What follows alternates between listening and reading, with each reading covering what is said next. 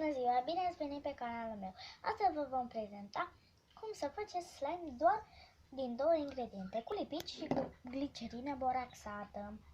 Bun, prima dată puneți cantitatea de lipici cât vreți. Am bol așa pentru că am mai făcut una. Nu știu de ce nu, aha. Curge cam greu lipiciul. Atâta. După, adăugați câtă glicerină boraxată trebuie ca să vi se activeze.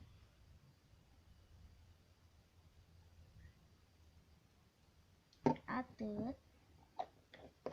Din glicerina aia boraxată se face slime-ul, dar lipiciul rămâne așa.